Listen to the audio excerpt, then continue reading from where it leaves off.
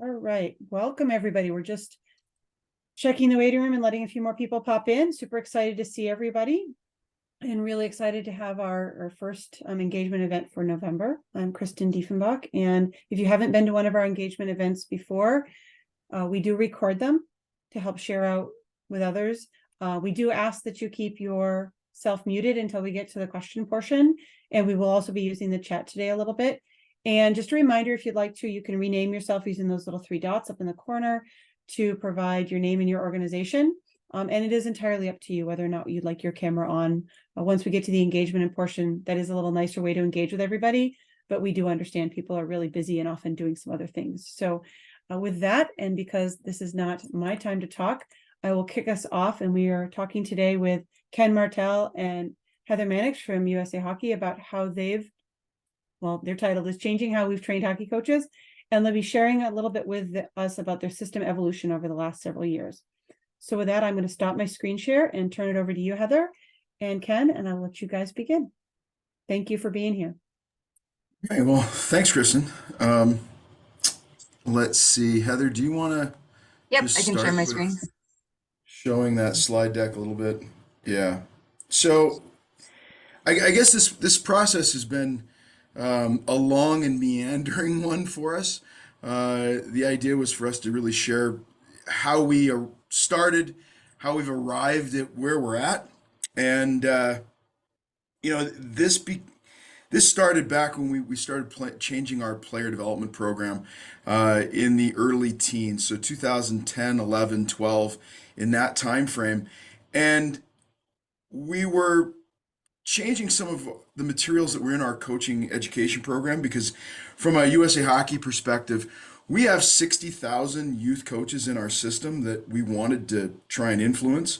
And the coaching ed program was really the way we looked at us being able to get the message out for our American Development Model program. And I think over time, we were a little disappointed in the traction we were getting, the level of coaches' understanding.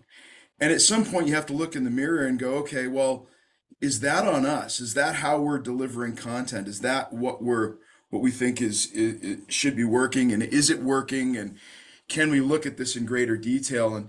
And we actually had Kristen Diefenbach and the faculty at West Virginia do a little bit of research for us, looking at, again, what we were delivering and what was landing out in the field.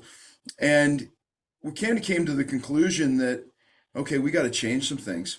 But I don't think we really understood what we needed to change. And so there was a first exposure event that the USCCE held for us in 2018. Heather, you want to flip the slide there? So in 2018, a couple of us on our staff attended one of their workshops. And I think that really sparked this idea that, okay, we knew we needed to change, but we didn't know how or what to change. And that sort of provided our background to say, okay, here's something tangible that we might be able to do. And we evaluated our own program looking at really the type of content we were passing along to our coaches. And it, like a lot of people, I think, fell into line with the more what to coach than how to coach. And this was our impetus to say, okay, let's do a little bit of a flip here. And so, Heather, if you want to bang that along, this is really what our clinics looked like before our coaching program. A classroom session, sage on the stage, someone up there just delivering content, and less about the how to coach, that we know is really important for our coaches that they don't get a chance to be as exposed to. Certainly content is widely available with our little handheld devices that we have now. So for us, is thinking about this and making this change. So Heather, you want to flip the slide for us? So with that early exposure, we kind of identified who are the key players in our in our own culture, because when you have a structure that's been and a system that's been in place for a long time, there's usually some system changes that need to happen. There's cultural changes, and there's buy-in from more people than just the little group that is sort of overseeing this. So the change in delivery. And what we ended up doing was that same type of facilitation course, that learning facilitation that USCCE provided, we selected key people, key volunteers, and key staff to go through that training. And that was a bit of their aha moment. So we were able to put the right people in the room to get them to change, or at least think about the system changes that we needed to make. And this is how we started to build that army going forward. Do you want to flip slides there for me? Yeah. So, and then we had some attempts at, well, how do you scale this? Well, it was putting volunteers and staff on a larger scale through our training with the USCCE, and then taking a step back and looking at the curriculum itself. If you want to pop that forward, we got a group of probably 20 people together and really looked at the flow chart of how we were delivering what we were delivering. What was the content that we felt the balance between what coaches need and what coaches want, and what might best be delivered in person and what might best be delivered through an asynchronous online learning management system that we already had in place. And we revamped what we thought should fit where, and then started to build out new coursework using the tools from adult learning that we had gotten from USCCE and then others that had stepped in, looking at better facilitation of content. Actually, full disclosure, we probably had 10 pounds of excrement that we were trying to stuff into a 5-pound bag. And, again, it made us really think about what was most important for our coaches. What did they need? What does a new coach need? And how do we help them along the journey? Understanding that all of that, or a large portion of the what to coach content, is readily available someplace else. And so we built out what we thought would be our process, and it's been a slow, manageable, I guess. Sometimes not moving fast enough, but Heather, I think this is where I'll turn this over to you to get into where we're at and what we're doing and et cetera. Yeah. So Yeah, it depends on the day how manageable it is, if we're being honest. But yeah, so I came on board right at this shift. And so I started with USA Hockey around 2019, and my first weekend on the job was actually in Cupertino, California, where Ken and a group of our volunteers and staff were piloting the brand new curriculum, utilizing the facilitation tactics that they had learned through the USCCE training. And so we had, with that, established right before I came on, established a curriculum committee that I then joined later on. And we started to build out this. We have 4 levels for our coaches. And technically we have 5, but 5 is more of a symposium setting, but 4 levels of clinic content that each coach takes one clinic per year. And so we, in the first year, established we called it curriculum A and B, with the intent that level 1 and 2 coaches would get our curriculum A, and then level 3 and 4 would get curriculum B. So we had a staggered rollout of this brand new curriculum. And so we started to pilot it in person. And we had every intention of starting to train our volunteer instructors on how to deliver this content starting April of 2020. And we all know that COVID hit and our world completely changed. And so we had a core group of people that did an astronomical amount of work, both volunteers and staff, to figure out how do we take what we had identified as high fidelity content that we wanted to deliver in person and make it interactive, knowing and utilizing these adult principles and active learning concepts in a virtual environment. And so you'll see on the right here, you know, this was the very first attempt of doing it in person on Zoom. And we have evolved tremendously over the last couple of years in terms of capability and utilizing different technologies out there to make sure that we can create that interactive environment within a Zoom setting. And so as we continue to kind of go down this road, we developed our curriculum C and rolled it out the next year, and curriculum D we rolled out and piloted last year as well. And in that process, what we realized was that we didn't have the chance during COVID to actually train people on how to deliver utilizing facilitation tactics. And so we had a couple of key volunteers that put in an astronomical amount of work to help us develop what we call a roadmap. And this roadmap became a key training source for our volunteers that we basically were asking them to deliver brand new content on a brand new platform in a world that none of us really had experience yet at that time. And so this roadmap became a critical tool in helping to train our facilitators, and also it helped us establish a little bit more consistency in the messaging across the nation.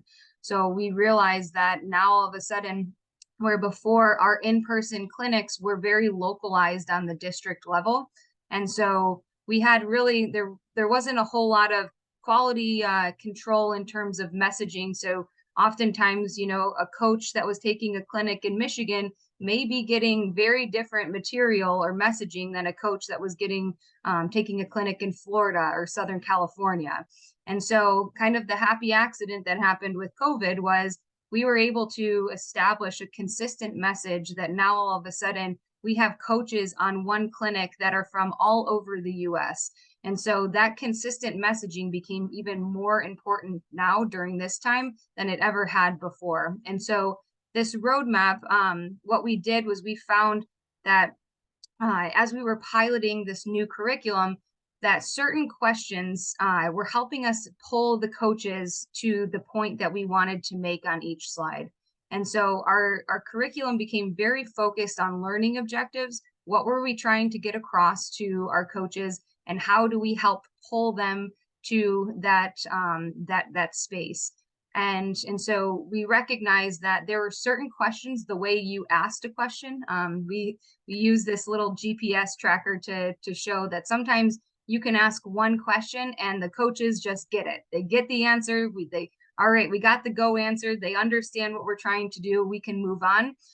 We also recognize that with facilitation, when you're asking open-ended questions, there's a lot of opportunity for a coach to go hard left when we're trying to go right. And how do you ask questions to pull them back towards the point that we're trying to get them to?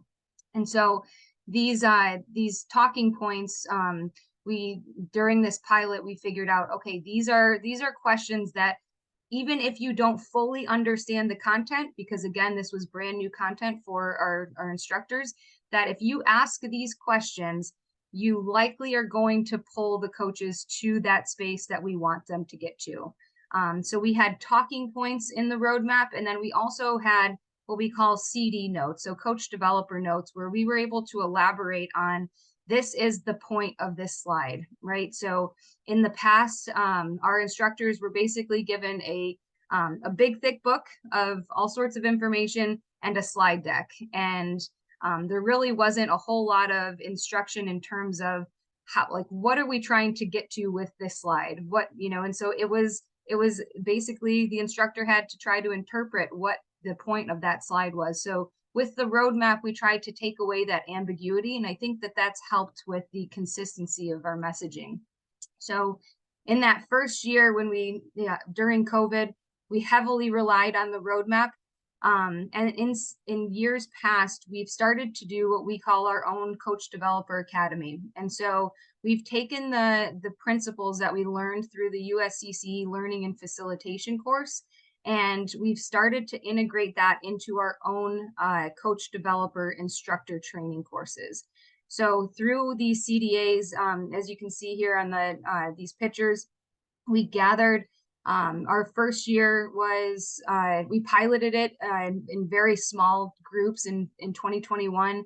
And then last year, our organization really bought into the importance of investing in education within our NGB. And so we were able to host 5 different trainings in different areas around the US. And we tried to train our entire volunteer staff on facilitation principles and also on the content as well. So again, making sure that our instructors understood the content, but also giving them an opportunity to practice those facilitation skills in a safe environment amongst their peers.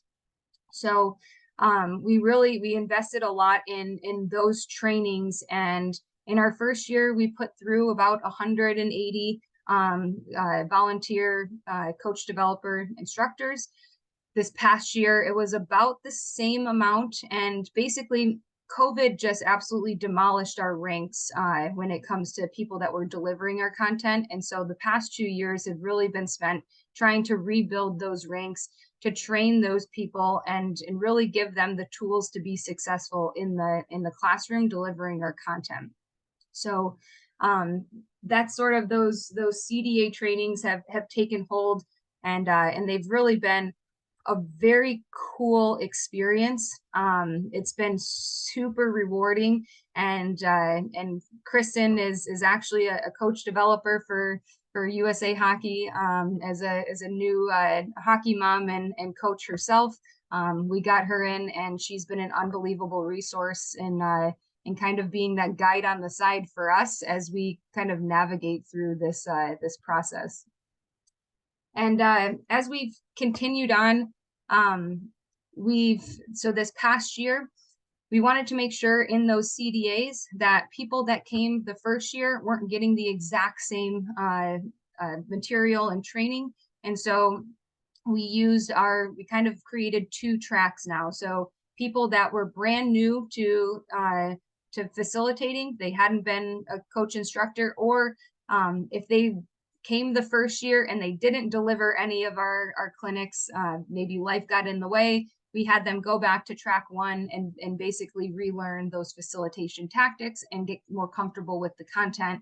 Where our track 2 participants, we really trained them on our curriculum D, our level 4 content that they hadn't experienced yet. And we took a deeper dive into the concepts and content that we were trying to get across. So a lot of our content is really based in science, evidence, theory, and getting those coach developers. We kind of think of it as kind of pulling them through the different stages in Bloom's taxonomy as well. So we want them to feel comfortable being able to defend some of the concepts. And if you don't have a really strong understanding of the theoretical underpinnings, it's kind of hard to answer those questions when coaches challenge you in those clinics. And so getting them to feel more comfortable and confident with their understanding of the theory behind the information was the goal of track 2. We've also identified there are certain volunteers that were very, very heavily involved. So they were delivering a lot of content, a lot of different clinics, jumping on. Our first year, we put through, it was close to 30,000 coaches, and there were only about 60 active facilitators at the time. And so the workload was astronomically high for those people. And we found some key volunteers that we thought, okay, we need to further invest in them so that they can start helping us deliver and facilitate those Coach Developer Academy trainings. So we're not just relying on a small amount of staff to do all of the trainings for our instructors. Now we wanted to start to identify key volunteers that could start to, replace us so that we can start to create more higher level tracks and things like that. And so we put a few of our key volunteers through the USCCE Learning and Facilitation course. And we think that was and gave them opportunities at the CDAs this year to start to facilitate some of those training blocks in track 1 and track 2. We've also started to pilot this idea of communities of practice. Communities of practice amongst our CDs, so the people that are actually delivering the content. We're trying to figure out what is it that they need to be successful in the classroom, so that we can help, we can help continue to support them and upskill them, so that they can, again, start to deliver and continue to deliver the highest level of educational experience to our coaches. And we've also started to dabble a little bit in communities of practice for coaches. So we have, a female coaching group me community of practice. Our goaltenders have started to create small like WhatsApp communities of practice where people can bounce ideas off of each other. Coaches can go there and ask questions, learn from each other. And then you also have, some USA Hockey staff or representative there to help kind of moderate and just, make sure that the content within there is actually factual. And we're continuing to get our message out in that way. We've also established a continuing education track for our coaches. So they have to go through 1 clinic per year as long as they're an active coach. So, their levels 1 you take in year 1, level 2 in year 2, there's, 3 in year 3 and 4 in year 4. And then after year 4, they have 3 years to complete 5 continuing education courses. And the point of that is that the game of hockey is changing so quickly, so fast, that we want our coaches to, just like any other profession, and even though this is a volunteer role, we rely on them to develop our players at the grassroots level to, feed into our national programs, and just to keep them the most up to date on how do you create the best experience for your kids to keep them involved in our sport. So even if they aren't reaching the highest tracks of elite performance, they still are having a high quality youth sport experience, and they still want to keep coming back to the game. And we're in the process of trying to figure out how do we get more touch points with our coaches after they take a clinic. So knowing that we only get them for 26 hours, I believe, is that right, Ken, over 4 years? Yeah, so 26 hours over 4 years. That's not enough time to really facilitate learning. And so our clinics are about 6.5 hours each year. And, getting 1 touch point with them is not going to help them, that information to really stick. So we're figuring out what are some ways that we can get touch points with our coaches, whether it's through email, whether, social media, trying to figure out how do we help that learning stick. And then we're also now this year, for the first year, because this is the first year that all 4 clinics are up and running with our brand new curriculum. Actually last year was, but this is the year that we're now going to start collecting some data from our coaches after they take the course. So asking basic questions on the learning objectives to see if, okay, we created this brand new content.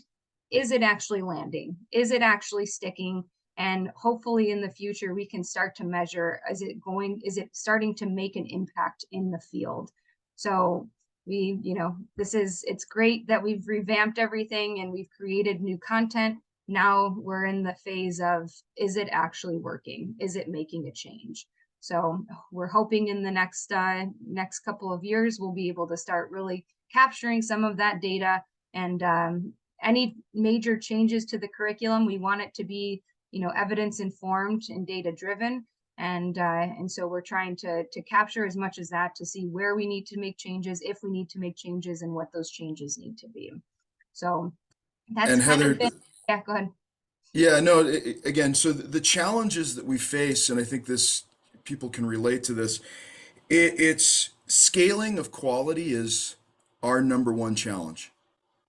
And so it's not just the content. We've revamped our content, and yes, we want to make sure that the content is landing with people, but it goes back to the quality of our coach developers, the people that we have out in the field that are actually delivering content. And this is a gigantic challenge because not everybody's good at that job. Not everybody's going to be good at the job. We have people that have gone through all of our training that still can't get out of their own way and want to stand there and tell people what it is that they think that we're trying to get them to understand. When our content's really designed to get coaches to think deeper about certain topics. Like there is no right way a lot of times to coach. There is no one answer in a lot of these things. So it's getting them to think about their coaching, to go deeper without actually always telling them and feeling the need to jump in and tell them. So scaling quality instructors is our number one challenge. And we will continue to work through this process. We've had the help of the USCCE that is helping us design better training for our coach developers that are in the field. And then how do we turn this into a self-sustaining process where after every clinic, after every session, that our people are actually, working back and forth to say, well, how did that go? How did that land? Trying to get our people in the field to continue to scale their own training, right? So what we're looking for is a really, really high quality workforce, and we are not there yet. This is our biggest challenge. So just wanted everybody to understand, that it looks nice on paper, but there are challenges with human resources that everybody faces.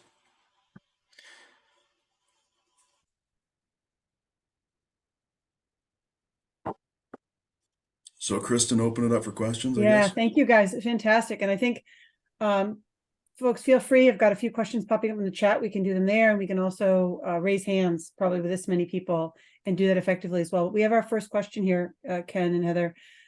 What are the ways, oh no, I've got to do all manage pushback from coaches that are stuck in their ways? I do that hopefully well enough with the accent.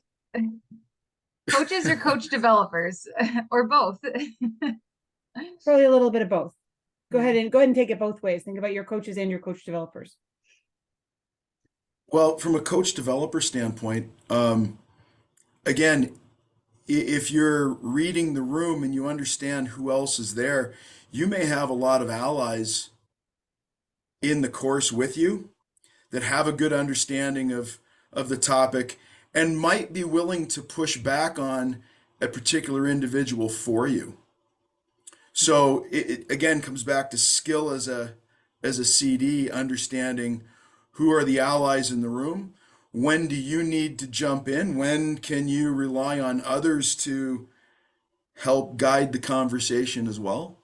And look, we're not going to change typically anybody's opinion in one course. Like a lot of this is getting them to think. If you can get them to pause and go, okay, typically don't try and attack them head on with the change. We just want them to think. Yeah, and Can't make someone learn. that's the big one, right? And so we think about that from a coach developer and a coach's standpoint. I think both of those roles, having the ability to be self-aware is one of the best qualities that a coach developer can have and a coach can have. So when we think about pushback from coaches, I can say that when we asked our coaches last year, we sent a survey out to about 10,000 coaches, and we had a response rate. I think it was just under 500 coaches that responded. And we asked them, do you see this as a valuable use of your time? And so our system is unique in the sense that every single one of our coaches have to go through our education. So they have to be trained, they have to be certified in order for them to be on a roster. And so one of the biggest challenges is that we're fighting the perception of this is something that they have to do, and we're trying to change that motivation into something that this is something that they find value in and they want to come back. And so we've gotten, feedback that I think it was 75% of them said that this was a valuable use of their time.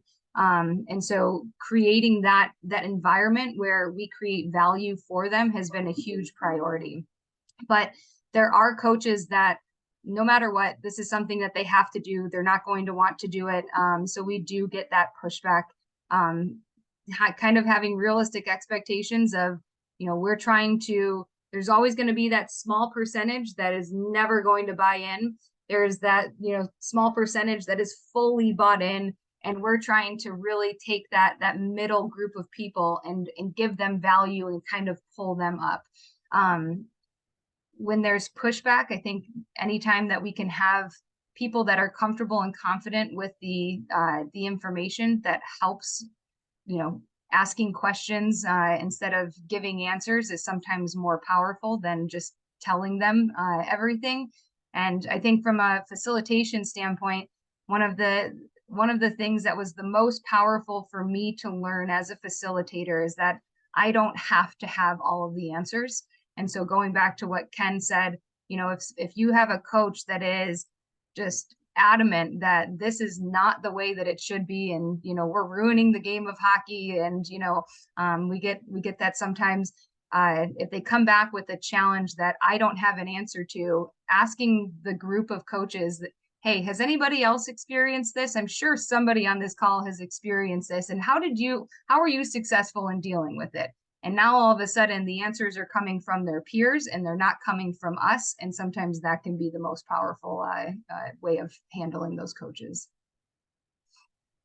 We have a question here that asks if they're volunteers or do they get a stipend? Yes, they get a stipend, and it's a fair stipend for the time that they're involved. And then we take care of 100% of the cost of their training, whether that's plane flights to a location, food, lodging, all those things as well. So we believe in education, so we want to invest in more education for our coach developers, but they do get a stipend. And just to piggyback on that real quick, Ken, so in the past, they got a very small stipend. It was, anywhere from, $50 to deliver an 8-hour clinic, and they got mileage and their food covered. When COVID hit and we switched to a virtual environment, the overhead cost of delivering in-person clinics, so renting space, paying for mileage, paying for food, all of that kind of went away. And that allowed us to reinvest that money from facilitation, or I'm sorry, from like the actual facility costs back into our instructors and in their training. And so we reallocated that money. And that's one of the reasons why we're able to give our volunteers a stipend, is because that overhead cost is no longer there in a virtual setting. Heather and Ken, Next question. Can you build on that a little bit with the qualifications to become a coach developer? Yeah, so back in the day, like we have district coach and chiefs, and it was up to them to select hopefully qualified coach developers for us, which could very well be just their buddy up the street that they decided they wanted to get involved versus someone that was actually qualified. For us, we are doing our best to try and recruit coach developers that might have backgrounds in education, might have backgrounds that allow them to have experience with some facilitation skills. Certainly, having a little bit of hockey knowledge and sport knowledge is important.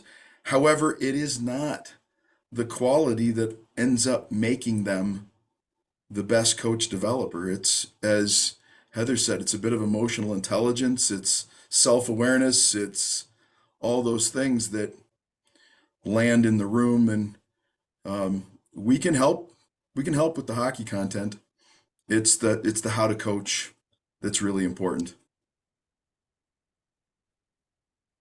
Yeah, and I think when we were initially over the last 2 years, so the first year when we were trying to rebuild the ranks, we actually had an application process where, you know, we wanted people that were at least a level 3 or a level 4 coach, so they had been through our system, and we had, you know, some sort of application process.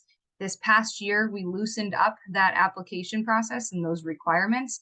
I think moving forward, now that we've started to rebuild the ranks, now I think the people that we are trying to get in, I'm hopeful that we will become a little bit more selective.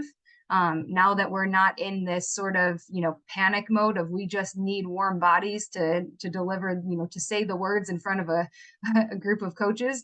You know, ideally, I would really love to see that we start to be a little bit more selective with who we choose, and that's going to, again, continue to improve the value of the experience for our coaches. So, and this goes into looking at our coaches and the people that are involved in our pipeline from Pat here.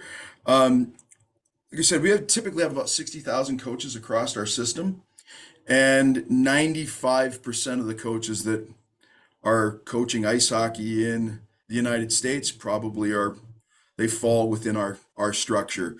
There's a few high school areas that are outside of USA Hockey.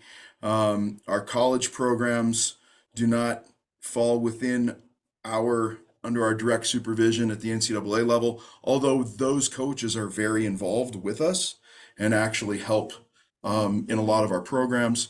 And then our National Hockey League coaches and professional coaches don't necessarily fall under our umbrella. However, again, very involved in helping and working with us. So, is there incentive for them to do this? To every coach that's registered within USA Hockey, every one of our teams, to get on the bench and coach a youth game, they have to go through our certification. So we have this mandatory process that's put in place, and there's some checks and balances to make sure that every coach does this. So we are very lucky. We have a captive audience compared to other NGBs and other organizations where people do have to come to through our training. So this behooves it to us. We're making them come. We're saying, okay, you have to show up here. Well, the worst thing that we can do is waste somebody's time. So we have to make sure that the experiences that they have in that relatively short amount of time is of high value for them on the other end. Yeah, and that's something that we kind of really I don't like to use the word preach, but I sometimes feel like that's what we do at the CDA trainings is, you know, this is almost like our moral and ethical duty. Like we are forcing people to buy a product. They don't have a choice. If they want to be on the bench with their kids, coaching a team, they are forced to buy this product. We have to do everything in our power to make it a valuable use of their time and worth that investment that they're making in their own education. Just to touch on John's question, the next one there about, because this is a huge challenge. So how do you take advantage of your clubs, the directors of your clubs, and make each club adopt the creativity? Right now, this is one of those things where we are making a significant systems change, and so this is a different way to think about coaching education. And you have coaches that are coming out of our clinics and they're excited and they want to implement this stuff, but it's different. It looks different. It feels different than what coaching used to be. And they go back to clubs and they don't necessarily get the support that they need to be able to actually adopt this change. And so we have, I think this has been, and Ken has really been the big driver with encouraging all of our player development managers to go through the same training that our coach developer and instructors go through. And so we have a hockey director course that is in conjunction with NARS, is a convention for hockey directors, administrators, all of those types of jobs. And so we actually put on a course for those hockey directors, and we've adopted the same adult learning facilitation principles within that course. And we are now consistent with our messaging, right, across not just coaching education, but player development and hockey directors. So if we get all of those entities kind of speaking the same language, I think then we start to at least move the needle in terms of providing coaches coming out of our clinics with areas and experiences that help support them be able to implement the changes that we want to make. But this is a huge body. I mean, we have, is it 25 or 2,500 rinks out there? There's, I don't know how many associations we have, because there's multiple associations housed in one single rink oftentimes. And so we are trying to attack the points of biggest emphasis in terms of making this change and allowing it to be sustainable in the field without us, because the next question is, is 6 hours enough each year to implement change? Absolutely not. So, Elizabeth, you've hit the Mhm. question that keeps us Yeah. up at night, Yes. right? Like, in all sincerity, like, how do you impact change from 60,000 feet to have change happen at ice level? And what are the touch points needed? We know that 6 hours isn't enough spread out over a year. We have some online content that they have to come and engage with as well. But again, how do we reinforce this? And our long-term goal is to have a qualified coach developer in, if not every club across our country, but to have one in at least our most impactful clubs. How do you get somebody on the ground that's going to do this work, and support coaches in their environment? Like, that's our ultimate goal, but we have this structure in place that allows us to at least start with some touch points. We have a long ways to go before we get to this long-term goal, but before I depart from this organization, that is my long-term ultimate goal, is to have qualified coach developers in the field, not in the classroom. And we do have small pockets that are starting to adopt this. And Yes. this is something that's really cool to see. And we have one person on the call that I see, Bill McCall. He was an integral part in the development of the curriculum, the development of the roadmap, and is now working within a youth hockey association. And our former coaching education manager is also working within that same organization. And so we almost are looking at that organization as a little petri dish, where we have, they are delivering, they have coaches that are going through our coaching curriculum right now. They have a youth hockey association that they're now trying to start up coach development within that association. And, Kristen is also kind of, again, guide on the side with that as well.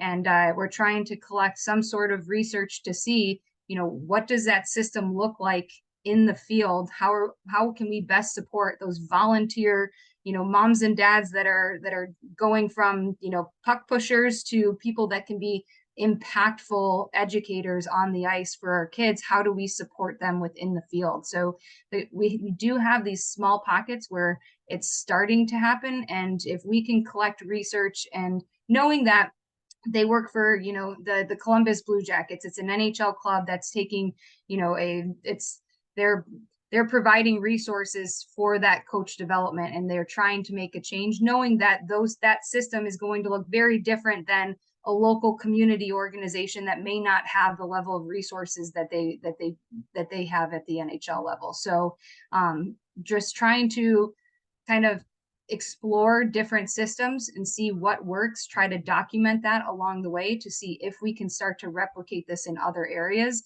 And knowing that each one of these systems may look very different, from a club or association with a lot of resources to a community, organization that is really kind of working with very few or limited resources. So Our next question was about major changes from the delivering content to how to coach, and what are some of the things that we focused on. And not rocket science here, but really having coaches understand the relationships that they have with their players comes first. And then what are the things that coaches do on a regular basis? Well, they explain, they demonstrate, they give feedback, and how might you go about doing that? What makes that type of communication more impactful, more effective? Again, and then thinking about the relationships and the structure and the environment that you're creating for learning to happen for your players. How welcoming is it? All of that goes into the course, and us trying to expand on the how to coach side of things. But again, not a lot of rocket science there, but human interaction is the most important thing, and that's coaching. So we do focus quite a bit there. There is some content, some of the what, but we try and use the what to coach as sort of the delivery and getting them to practice the how in a lot of aspects. And then, is our CDA delivered asynchronously or is it live? And it's in person. Those are 3-day events that we are investing into hands-on training where there's interaction, there's a sharing of ideas between our coach developers on how they handle our content, how they handle those problem pushback people in the field, and getting them to practice their coach development skills as well. But that, we feel that's really important to spend the money there on training. Like we said, we believe in education, we believe in a quality workforce, and the only way that we have a quality workforce is if they feel they're supported and getting what they need from us. And just like our coaches in the field, it needs to go beyond that annual training. It's how do we incentivize training, ongoing training through the system during the year as they deliver their content and I think and work through. Ken kind of touched on it there too. And this is something that I think has been a major change across the board, is going from we have to tell you everything to inspiring you to want to look for more, right? So knowing that 6 hours is not enough time to give all of the information that a level 1 coach is going to need to be successful in their first year. But hopefully, it's like it's planting a seed. And this has been, for some of our volunteers, they curse Kristen's name sometimes, that she doesn't give all of the answers, right? She asks the questions, and then it's planting a seed and planting that desire to want more. And those are the people, those are the coaches, those are the coach developers that end up becoming the best coach. And I think that, knowing that even if we were to just tell them, if we stood in front of the room and told them everything they needed to know, if we don't inspire them to want to look for more, then they're never going to. And so it's been a little bit of a shift of, yes, I would love to give you all of the answers, but the reality is I don't have all of the answers. I got a lot of questions and we can figure it out together, but you got to want to figure it out. And that's been a big shift in us trying to come to grips with that, and be okay with, what, leaving our level 1, they may not know everything, and they may not have even gotten everything that we wanted them to get out of it, but did they get something? Did they get the big things? And are they curious to learn more? So there's been a little bit of a shift in that delivery that I think has been important in trying to push the needle or change the trajectory a little bit. See other questions here. Are coaches charged for training? Yes, they are. Above their membership dues, there is a nominal charge for the in-person and for the asynchronous materials that they have online.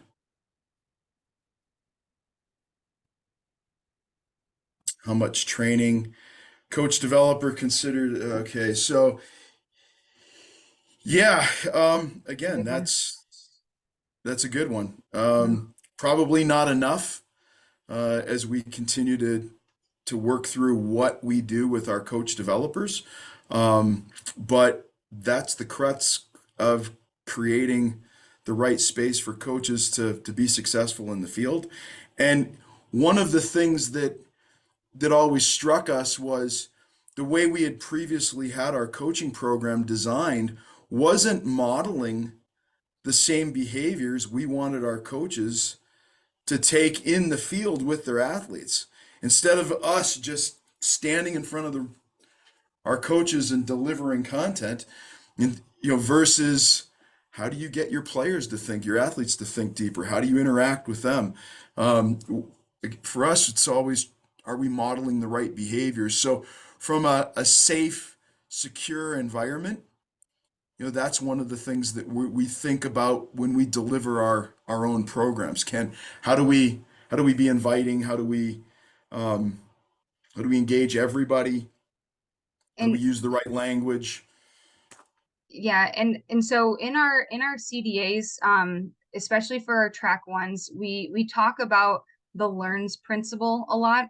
And so it's all about how do we create a space for learning to happen, and making sure that it's learner centered, that the environment is a safe learning environment, that you're actively involving people, you're allowing opportunities for them to reflect, you're making sure that this content is new and valuable to them, and that we are pushing them a little bit outside of their comfort zone where they need to stretch. We have them do micro coaching within the Coach Developer Academy.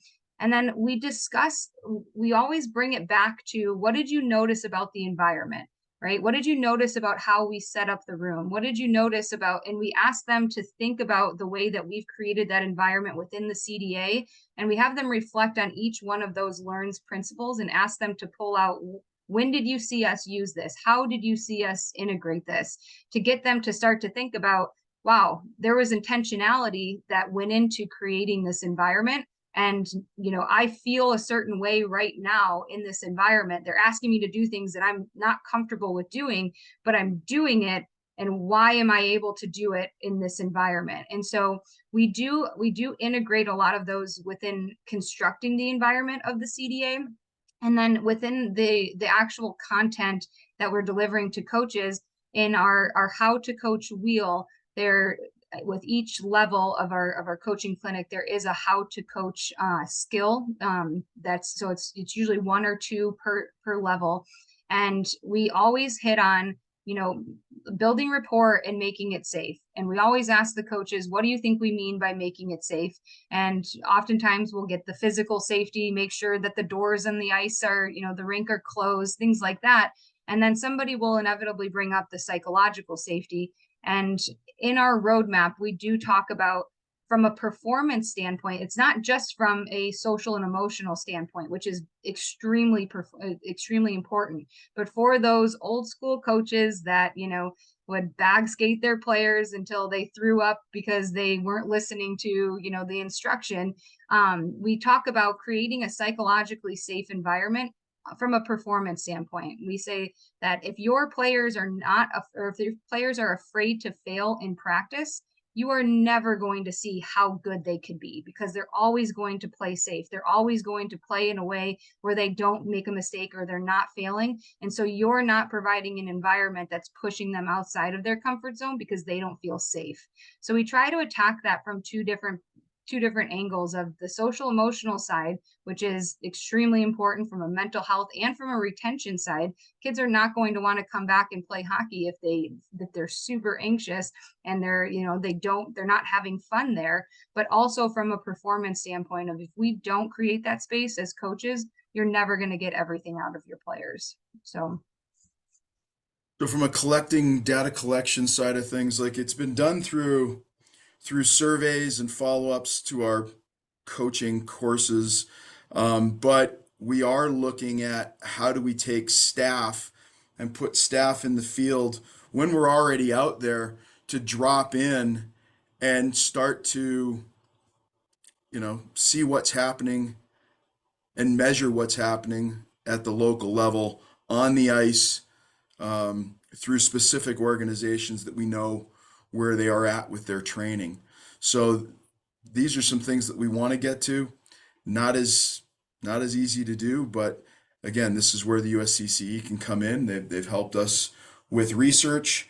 There's a nice group of academics that are very willing to think about these questions and jump in and help support. Especially if we can find some funding for them to do research. But that's one of our goals, is really looking at what we deliver and are we making the impact that we need to make. And the only way to do that is to measure it. We can't just assume that that's what's happening. Ken, I super appreciate that. And I also recognize we're coming up on the end of the hour. So wanted to sort of wrap up a few things for folks. And first of all, thank Ken and Heather for providing an overview of the last several years of how their system has been evolving, and give a huge shout out to the tremendous hard work that their organization has done to really think about how they're improving their system to support the coaches and the coaching with that end goal of better athlete experiences and outcomes. So thank you guys. Big shout out. Yay. Love what you're doing. And then just for those of you who are unfamiliar or newer to the USCCE, just to let you know, we are a national nonprofit that grew out of Shape America and some work that was being done there, that's really focused on how do we create this professional membership of people who work in coach education and coach development in sport governing bodies and national governing spaces, in high school federations, college sports, private industry, and academics.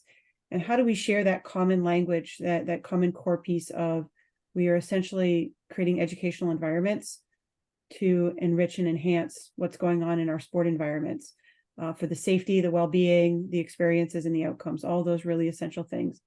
And so thank you everybody for being here and being part of the conversation. We wanted to invite you, and I dropped in the chat, we do have our upcoming summit that's happening in June in Columbus this coming year. And there is a call for programs for those of you who are in academic or applied spaces. We're looking for both kinds of programs. That's open until December 5th. And we do have a whole host of resources on the website that we're looking to grow. And we're always looking for new folks in coach education, coach development to join us in the conversation, because there are many, many models that work. We are trying to figure out how we can collaborate and share those model ideas depending across our organizations. So thank you everyone for being here. Oops, I didn't mean to go black on you.